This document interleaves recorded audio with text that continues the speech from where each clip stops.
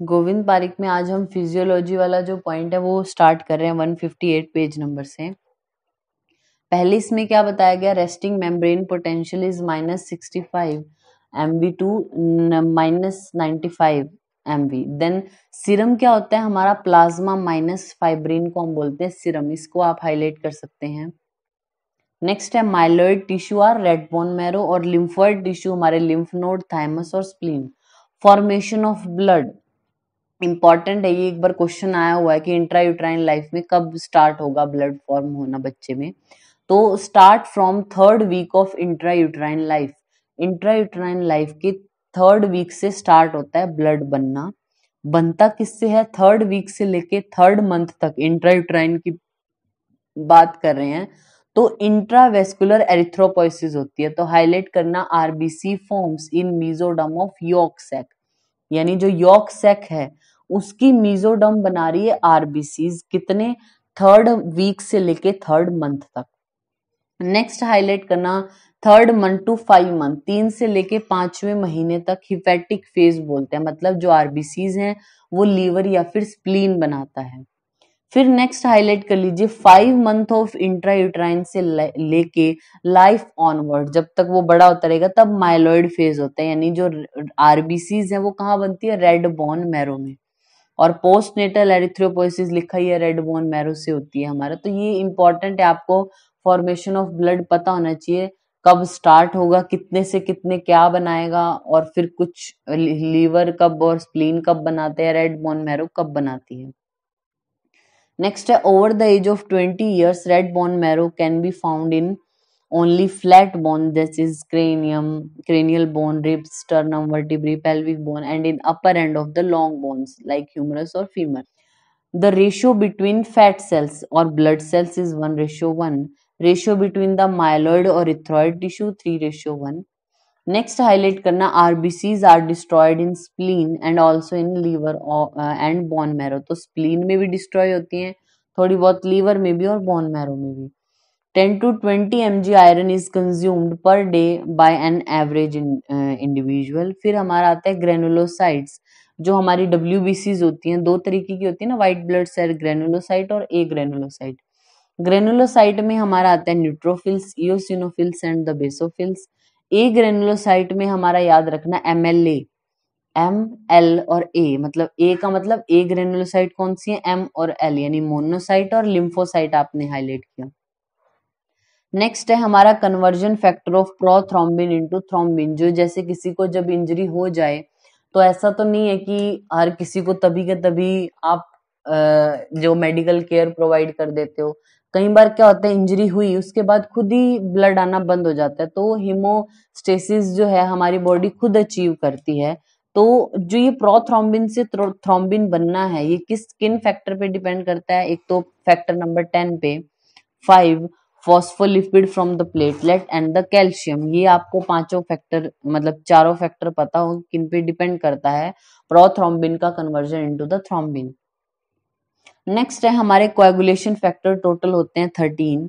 ये आपको नाम याद होने चाहिए, आपसे पूछा जा सकता है 8th फैक्टर कौन सा है, 9th कौन सा है, 10 कौन सा, इस तरीके से पूछ सकते हैं आपसे क्वेश्चन। तो 13 के 13 नाम याद हो आपको। फाइब्रिनोजन है, प्रोथ्रोम्बिन है, टिश्यू थ्रोम्बोप्लास्टिन, फिर चौथा कैल्शियम, पांचवा है हमारा प्रोएसिलरीन। 6th करके लिखा और कुछ नहीं लिखा आगे, तो WHO तो अननोन मानता है, 6th में आप एसिलरीन बोल सकते हो। पांचवा क्या है, प्रो, पहले आने वाले को ऐसे बोलते हैं, तो प्रोएसिलरीन, और 6 हमारा है एसिलरीन। नेक्स्ट है 7 प्रो कन्वर्टीन। 8th फैक्टर को आप हाईलाइट कर लीजिए, एंटी हीमोफिलिक फैक्टर। आपसे पूछेंगे एंटी हीमोफिलिक फैक्टर कौन है, तो 8th कोएगुलेटिंग फैक्टर है जो हमारा। 9 को हाईलाइट कर लीजिए, क्रिस्मस फैक्टर है। 10 को भी आप हाईलाइट कर लीजिए, स्टुआर्ट फैक्टर। ये 8, 9 और 10 तीनों इंपॉर्टेंट है, पूछे जाते हैं। फिर 11 नंबर है हमारा plasma thromboplastin antecedent. 12th number factor को भी हाईलाइट कर लीजिए, हैगमन्स फैक्टर या ग्लास कॉन्टेक्ट फैक्टर भी इसको बोलते हैं। जो क्वेश्चन ज्यादातर पूछा जाता है 8th, 9th, 10th और 12th से। फिर है हमारा 13 fibrin stabilising factor. The factor opposing coagulation, जो कोएगुलेशन को अपोज करते हैं, रोकते हैं, वो कौन है, एंटी थ्रोम्बिन। 3rd हिपेरिन को हाईलाइट कर लीजिए, हिपेरॉन और प्रोटीन C। नेक्स्ट पेज पे हमारा है factor causing lysis of existing clot is plasminogen activator, the opposing platelet aggregation factor is endoperoxidase and the prostacyclins. Landsteiner law is regarding blood group. तो blood group हमारे 4 हैं, A B और ओ। फिर आपको पता होना चाहिए जो ब्लड ग्रुप ए वाला होता है उसमें एंटीजन कौन सा है और एंटीबॉडी कौन सी है। एंटीबॉडी तो हमेशा उसको अपने अपोजिट के लिए रहेगी, ठीक है। आपकी बॉडी में जैसे किसी का ब्लड ग्रुप ए है तो बी वाला उसको ब्लड नहीं देख सकता क्योंकि उसकी बॉडी में एंटीबॉडी है बी के लिए। जैसे ही आपने ऐसा ब्लड उसमें दिया तो वो जो एंटीबॉडी है वो उसको डिस्ट्रॉय करना शुरू कर देगी, जो अपोजिट आपने ब्लड दिया, तो कोई फायदा नहीं होगा। तो ए वाले में कोई या कोई भी ब्लड ग्रुप है उसमें एंटीबॉडी उसके अपोजिट होगी। जैसे ए में क्या होगी, एंटीबॉडी बी होगी, एंटी बी। बी में एंटी ए होगा। ए बी में कोई भी एंटीबॉडी नहीं होती, इसलिए यूनिवर्सल रेसिपिएंट आप ए बी वाले को बोलते हो ना, सबके ब्लड को एक्सेप्ट कर लेते हैं। क्यों? क्योंकि उसमें कोई एंटीबॉडी नहीं है। ओ वाला हमारा क्या है, ये ओ वाले को सिर्फ ओ वाला ही खून दे सकता है क्योंकि इसमें दोनों के लिए एंटीबॉडी है, ए के लिए भी और बी के लिए भी। तो एंटी ए और एंटी बी दोनों प्रेजेंट है। अब एंटीजन को देख लीजिए, तो ए में एंटीजन ए होगा, बी में बी होगा, ए बी में ए बी होगा और ओ में कोई भी नहीं होगा। फिर नीचे लिखा है for an A B individual if A B blood group is not available A is better than B. A B किसी का ब्लड ग्रुप है और आपको ब्लड की सडन जरूरत पड़गी, ए बी वाला मिल नहीं रहा, तब आप उसको ए वाले का भी ब्लड दे सकते हो, मतलब ए वाले का ज्यादा बेटर है as compare to B. Next highlight कर लीजिए, commonest blood group is O. The blood group O is more prone to duodenal ulcer, hemolytic tendency, and the blood group is जो blood group A है is more prone for carcinoma of stomach, cervical carcinoma and thrombosis. Next आप highlight करना blood group O negative is universal donor and blood group AB positive is universal recipient. Normally हम ऐसा पढ़ते हैं ना कि O वाला तो यूनिवर्सल डोनर है, AB वाला रेसिपिएंट है। उनमें भी स्पेसिफिकली बोला, RH फैक्टर की बात कर दी, मतलब पॉजिटिव वाला या नेगेटिव वाले को स्पेसिफिकली बता दिया। O पॉजिटिव और नेगेटिव की आप बात करें तो O नेगेटिव वाला यूनिवर्सल डोनर है। नेगेटिव वाला एक पॉजिटिव वाले को ब्लड ग्रुप दे सकता है लेकिन पॉजिटिव वाला नेगेटिव वाले को नहीं दे सकता, तो O नेगेटिव यूनिवर्सल डोनर है। और ए बी जो हमारा पॉजिटिव और रेसिपिएंट है, क्योंकि ए बी नेगेटिव वाला अगर पेशेंट होगा तो वो पॉजिटिव से ब्लड ग्रुप नहीं मतलब ब्लड नहीं ले सकता। तो ए बी नेगेटिव है जो हमारा, सॉरी ए बी पॉजिटिव है वो यूनिवर्सल रेसिपिएंट है, ओ नेगेटिव हमारा यूनिवर्सल डोनर है। नेक्स्ट लाइन में लिखा है in mismatched blood transfusion only the donor erythrocyte are destroyed but the recipient erythrocytes are not harmed.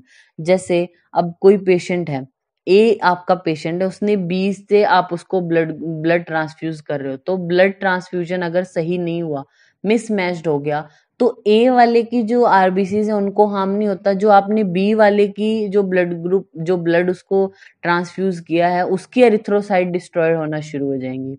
Next, there is no naturally occurring antibody against the RH antigen. Next है hemolysis and anemia due to RH incompatibility in the fetus is known as, highlight करना, erythroblastosis fetalis बोलते हैं, and this is also known by the name HDN, hemolytic disease of newborn भी हम बोलते हैं या फिर icterus gravis neonatum भी बोलते हैं। नेक्स्ट है इसमें प्रिवेंशन क्या करें, by giving antibody mediating immunosuppression, cure by exchange of transfusion through umbilicus. फिर है हमारा life span of the blood vessels, RBC का होता है 120 डेज, बहुत बार पूछा हुआ क्वेश्चन है आरबीसी वाला। नेक्स्ट है हमारा लिम्फोसाइट का 2 to 3 डेज, प्लेटलेट का 9 to 11 डेज है, न्यूट्रोफिल्स का 2 से 4 दिन का, इयोसिनोफिल 8 to 12, बेसोफिल 12 से 15 दिन। आप यहीं लिख लीजिए मोनोसाइट्स और एरो करके लिख लीजिए 2 to 5 डेज, मोनोसाइट हमारी 2 to 5 डेज। नेक्स्ट है 1 2 5 7 9 10, ये जो कोएगुलेशन फैक्टर हैं हमारे ब्लड के, they are produce in the liver, ये सारे लीवर में प्रोड्यूस होते हैं। नेक्स्ट, विटामिन के, हाईलाइट कर लीजिए, विटामिन के is require for the formation of 2 7 9 और 10। 2, 7, 9, 10 ये जो हमारे ब्लड फैक्टर हैं इनकी फॉर्मेशन के लिए रिक्वायर है विटामिन के। बीएचयू में पूछा हुआ क्वेश्चन है एक बार। In a blood smear burr cell is seen in uraemia and the spur cell are seen in the cirrhosis.